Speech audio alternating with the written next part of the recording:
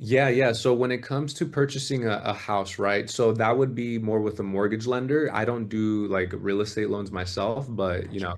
you still need to have good credit so you can get approved by that. When it comes to real estate and homes, they're really checking two things. They're checking your debt to income ratio and then they're checking your credit report.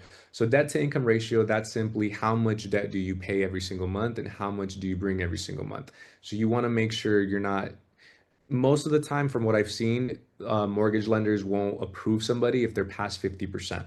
So just to keep it simple, let's say you bring in $1,000 a month.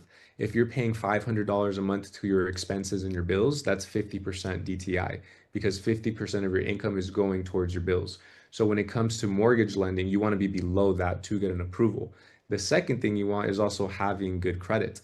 And when it comes to credit, usually every mortgage lender is different, but I think the basics that I've seen for mortgage lending is at least have two trade lines reporting. And all a trade line is just an account. So a credit card, right? You can have two credit cards, that's the bare minimum, and you'll be in a decent position to get approved. But what I like to teach people is when you are trying to build a credit file, try to have five credit cards at any time open. This is kind of a foundation of what good credit looks like. And then once we start taking it further, we're going to be talking about which banks should these credit cards be coming from, what should the credit card limits be. But for the average person, I would just say try to open up at least five credit cards, keep them open forever. You're going to keep building credit age. And then finally, when it's time to apply for more credit, you at least built a decent foundation. For a piece of advice for someone listening, how you mentioned five credit cards because it shows like responsibility.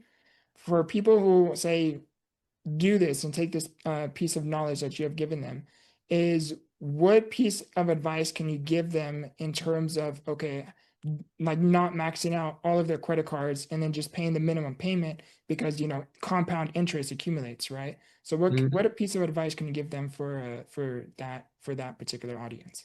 Yeah, 100%. So this is what I'll say. Remember, this is borrowed money. This is not free money. You got to pay this stuff back. So what I like to say is when you take out these credit cards, just swap out the normal purchasing you're doing with cash and debit cards and put them on a credit card instead. You really should not be going out of your way to spend extra money on things you cannot afford. Use the credit to build your credit profile. The money you're already spending on a debit card, just put it on these credit cards and then just pay it back. So that's what I would recommend in terms of spending. And then the other thing, because you mentioned credit utilization, right? When you have credit cards, don't max them out because what happens is if you cannot pay it down to less than 30% of the credit line, when the statement closes, your score is going to drop.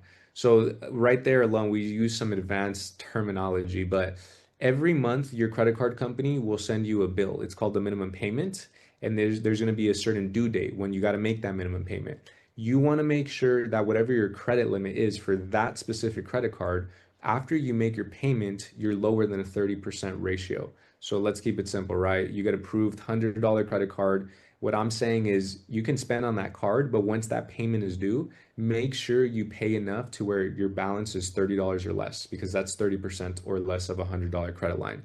But you don't want to be maxing things out. So to keep it even more simple, whatever expenses you're already doing on a debit card or cash, just start doing it on a credit card and then pay that thing off immediately.